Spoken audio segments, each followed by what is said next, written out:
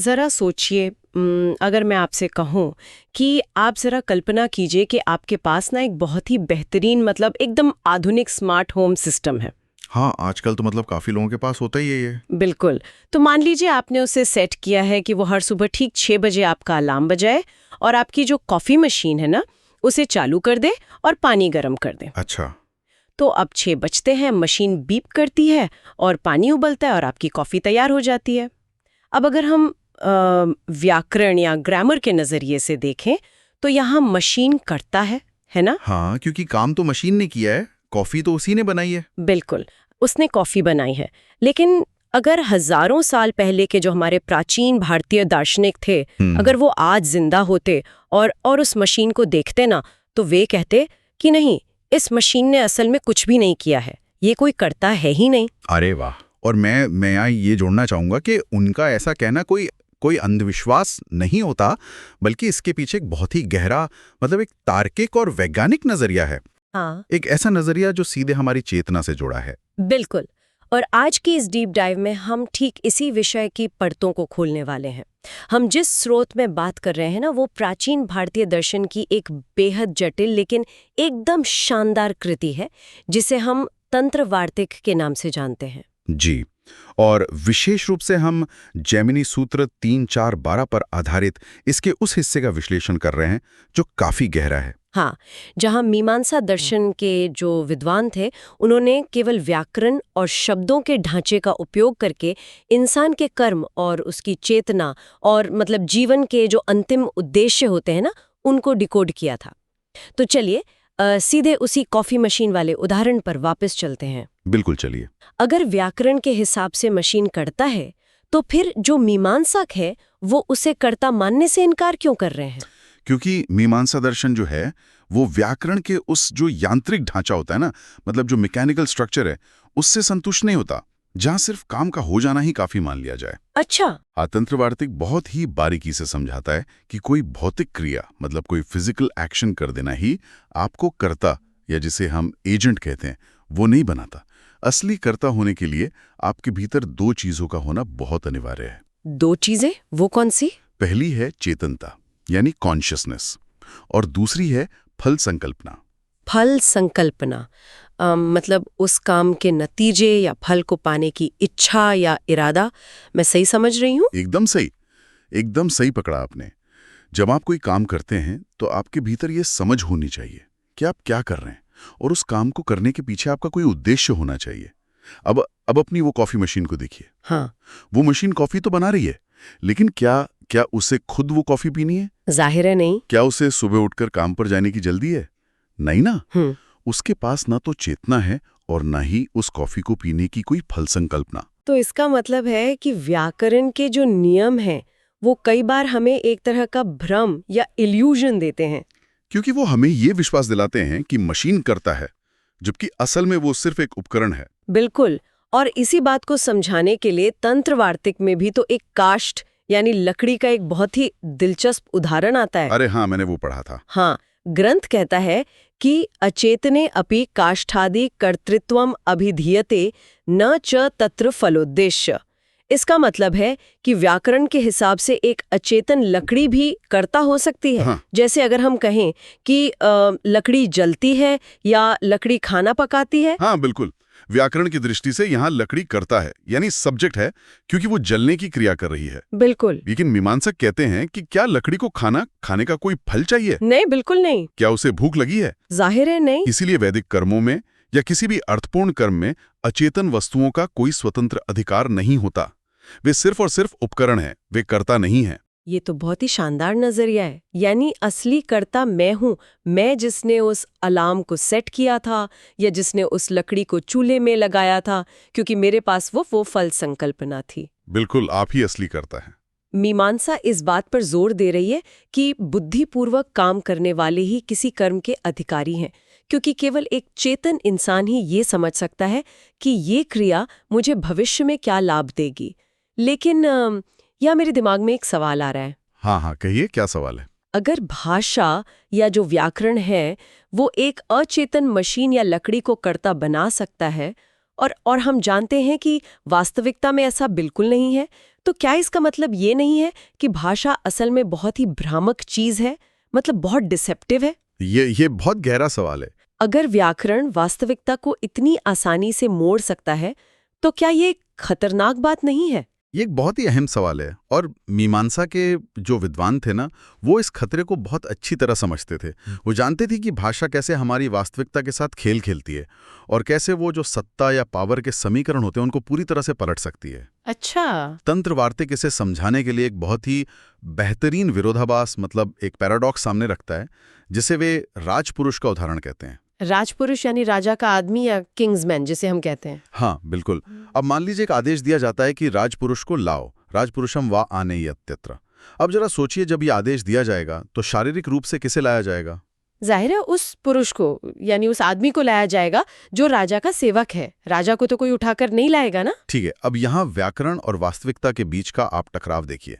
असल दुनिया में राजा प्रधान है। हाँ, वो बॉस है। बिल्कुल, वो बॉस है, उसके पास सत्ता है, स्वामित्व है, समाज में उसकी हैसियत सबसे ऊपर है। लेकिन जब हम राजपुरुष शब्द का इस्तेमाल करते हैं और उसे लाने की क्रिया से जोड़ते हैं, तो व्याकरणिक रूप से वो साधारण पुरुष प्रधान यानी मुख्य बन जाता है और राजा सिर्फ एक गुण या विशेषण बनकर रह जाता है।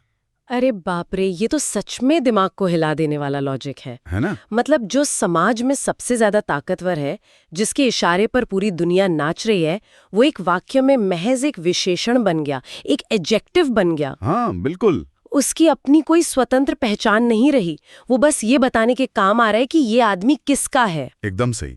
मीमांसक इसी बात को बहुत ही तकनीकी रूप से समझाते हैं कि शब्दार्थ यानी शब्दों का अर्थ और वस्तु अर्थ यानी वस्तु की वास्तविक स्थिति, ये दोनों बिल्कुल अलग अलग चीजें हो सकती हैं। ओके। शब्दार्थ की दुनिया में राजा गौण हो सकता है, सेकेंडरी हो सकता है। बिल्कुल। लेकिन वस्तुअर्थ की दुनिया में तो वो प्रधान ही रहता है ना। जी। और ये सब किस पर निर्भर करता है? ग्रंथ कहता है विवक्षा तो यथारुचि। विवक्षा यानी बोलने वाले का इरादा क्या है, इंटेंट टू स्पीक क्या है, किसके संदर्भ में बात कर रहा है। तो अगर सब कुछ बोलने वाले की विवक्षा या उसके इरादे पर निर्भर करता है, तब तो भाषा सच में एक बहुत ही खतरनाक औजार बन जाती है। मतलब मान लीजिए मैं एक प्राचीन पुजारी हूं और मुझे कोई अनुष्ठान करना है। ओके। अगर भाषा इतनी लचीली है कि मैं राजा को रंक और रंक को राजा बना सकती हूँ, तो मैं किसी भी वैदिक मंत्र या नियम का अपनी मर्जी से कोई भी मतलब निकाल सकती हूँ। बिल्कुल निकाल सकते हैं। फिर तो पूरी व्यवस्था ढह जाएगी, है ना? हर कोई अपनी सुविधानुसार अर्थ निकालने लगेगा। तो फिर प्राचीन विद्वानों ने भाषा की इस मनमानी को कैसे रोका? उन्होंने क्या किया? और यहीं पर मीमांसा दर्शन की सबसे बड़ी ताकत सामने आती है। इसी अराजकता और मनमानी को रोकने के लिए ना, उन्होंने अर्थ निकालने के बेहद कड़े नियम बनाए, बहुत ही स्ट्रिक्ट रूल्स। इनमें सबसे महत्वपूर्ण नियम है श्रुति यानी डायरेक्ट मीनिंग और लक्षणा यानी इम्प्लाइड मीनिंग के बीच का संतुलन। अच्छा, श्रुति और लक्षणा। हाँ, ग्रंथ में एक बहुत ही स्पष्ट श्लोक है, स शब्दो लक्षणाम याति यह श्रुतियां नोपयुज्यते। रुकिए, इससे पहले कि हम संस्कृत की गहराइयों में पूरी तरह खो जाएं, मुझे थोड़ा अंदाजा लगाने दीजिए। बिल्कुल। अगर मैं इसे आज के ज़माने के हिसाब से देखूं, मान लीजिए मुझे मेरे किसी दोस्त का टेक्स्ट मैसेज आता है जिसमें लिखा है कि यार मैं भूख से मर रही हूँ। हाँ। अब श्रुति यानी जो उसका सीधा अर्थ है, हाँ। उसका मतलब तो ये होगा कि मैं तुरंत एम्बुलेंस बुला लूं क्योंकि वो सच में मर रही है। हाँ, श्रुति के हिसाब से तो यही होगा। लेकिन जो लक्षणा है, जो छिपा हुआ या लक्षित अर्थ है, उसका मतलब है कि मैं उसके लिए बस पिज्जा ऑर्डर कर दूं क्योंकि उसे जोरों की भूख लगी है। तो क्या ये नियम हमें ये बता रहा है कि कब एम्बुलेंस बुलानी है और कब पिज्जा ऑर्डर करना है? ये बहुत ही सटीक और मतलब शानदार तुलना की है आपने। हाँ, ये नियम बिल्कुल यही तय करता है। स शब्दो लक्षणा याति यह श्रुत्यानो उपजोत्ते का मतलब यही है कि आपको लक्षणा यानी पिज्जा ऑर्डर करने वाले अर्थ की तरफ केवल तभी जाना चाहिए जब उसका श्रुत्य अर्थ यानी जो सीधा अर्थ है ना, वो पूरी तरह से असंगत या असंभव हो। मतलब अगर सीधा अर्थ निकल रहा है और वो उस जगह पर पूरी तरह फिट बैठ रहा है, तो बिना मतलब के उसमें गहराइयां या छिपे हुए अर्थ मत तलाशो, यही ना? बिल्कुल। इसे वे समानुपदोत्पाद का सिद्धांत कहते हैं। जो बात एक ही पद में या सीधे तौर पर कह दी गई है, वो किसी दूसरे घुमावदार अर्थ से ज्यादा शक्तिशाली होती है। आप सीधे अर्थ को केवल तभी छोड़ेंगे जब वो पूरी तरह से अतार्किक लग रहा हो, जैसे आपके दोस्त का भूख से मर जाना। लेकिन एक सेकंड, मुझे यहाँ थोड़ी उलझन हो रही है। बताइए। क्या यह नियम हमें बहुत ज्यादा संकीर्ण या रिजिड नहीं बना देता? मेरा मतलब है, अगर हम हर चीज का एकदम सीधा अर्थ ही लेने लगें, तो हम कई बार बहुत बड़ी तस्वीर देखने से चूक सकते हैं। कविताओं में या दर्शन में तो असली मजा ही बिटवीन द लाइंस पढ़ने में होता है ना। हाँ, आपका तर्क आधुनिक साहित्य या जो आज की कविताएं हैं उसके हिसाब से बिल्कुल सही है, लेकिन आपको ये याद रखना होगा कि मीमांसक कोई कविता, कोई फिक्शन या गजल नहीं पढ़ रहे थे। अच्छा, तो वो क्या पढ़ रहे थे? वे वेदों और कर्मकांडों के नियमों का विश्लेषण कर रहे थे, जिन्हें वे इस पूरे ब्रह्मांड को चलाने वाला मैनुअल मानते थे। ओह, अच्छा, जैसे किसी न्यूक्लियर रिएक्टर को चलाने का कोई मैनुअल हो। एकदम परफेक्ट उदाहरण। अगर न्यूक्लियर रिएक्टर का मैनुअल कहता है कि लाल बटन दबाओ और आप उसका लक्षणार्थ या कोई छिपा हुआ अर्थ निकाल कर कहें कि नहीं, शायद लेखक का मतलब है कि अपने मन के भीतर के लाल बटन को दबाओ और शांति महसूस करो, तो क्या होगा? रिएक्टर तो फट जाएगा। बिल्कुल फट जाएगा। और मीमांसकों के लिए वैदिक नियम ठीक ऐसे ही थे। अगर नियम कहता है कि इस समय ये आहुति देनी है, तो उसका सीधा मतलब वही है।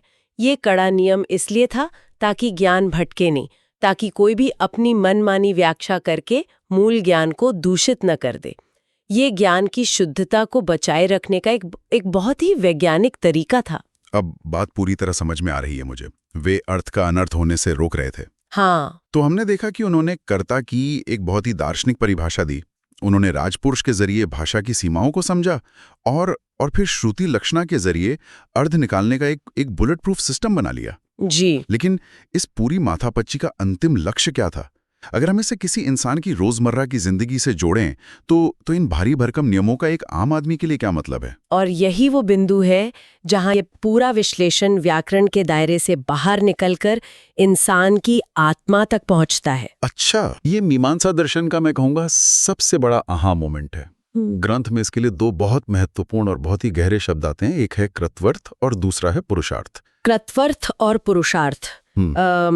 अगर मैं इसे भी किसी आधुनिक उदाहरण से समझने की कोशिश करूं, हाँ, कोशिश कीजिए। तो क्या कृतवर्थ का मतलब ऐसा कोई नियम है जो सिर्फ सिस्टम को चलाने के लिए है?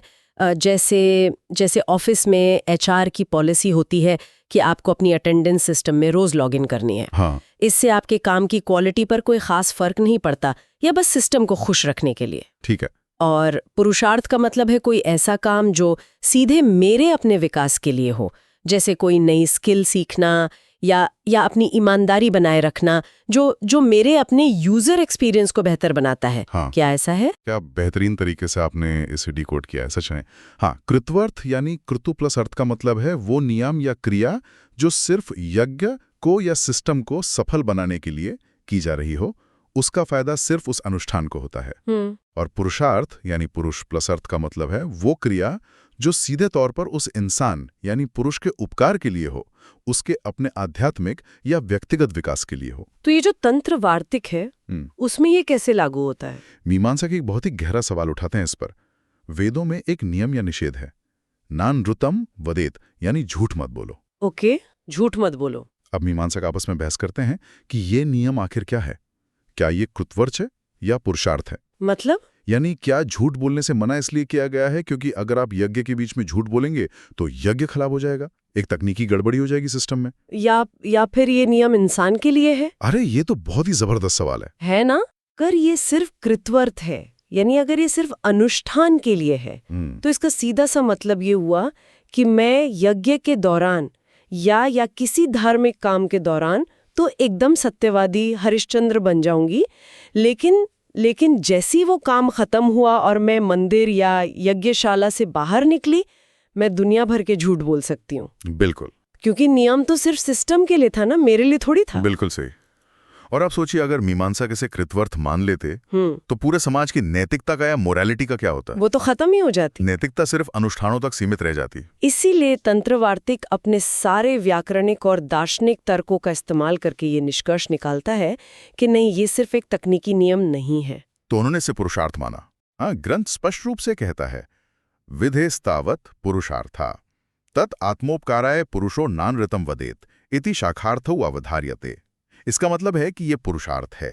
झूठ न बोलना इंसान की अपने आत्मा के उपकार के लिए है, आत्मोपकाराय के लिए है, और प्रत्यामय यानी पाप या नकारात्मक परिणाम से बचने के लिए है। ये नियम किसी बाहरी व्यवस्था को बचाने के लिए नहीं, बल्कि व्यक्ति की अपनी आत्मा को बचाने के लिए है। मतलब उन्होंने व्याकरण के नियमों का इस्तेमाल करके नैतिकता को कर्मकांड की कैद से पूरी तरह आजाद कर दिया। हाँ, एकदम आजाद कर दिया। उन्होंने कहा कि तुम्हारी नैतिकता किसी यज्ञ या अनुष्ठान की मोहताज नहीं है। तुम सच इसलिए बोलते हो क्योंकि तुम एक चेतन करता हो और ये तुम्हारे खुद के विकास के लिए जरूरी है। ये सच में बहुत ही गहरा विचार है। और इस विचार की गहराई को ना वे एक और बहुत ही सुंदर और एकदम भौतिक उदाहरण से समझाते हैं। ग्रंथ में उलूखल मुसल पर पानी छिड़कने का जिक्र आता है, जिसे प्रोक्षण कहते हैं। उलूखल मुसल, वो धान कूटने वाली ओखली और मूसल? हाँ बिल्कुल वही, प्रोक्षिताभ्याम मुलूखल मुसलाभ्याम।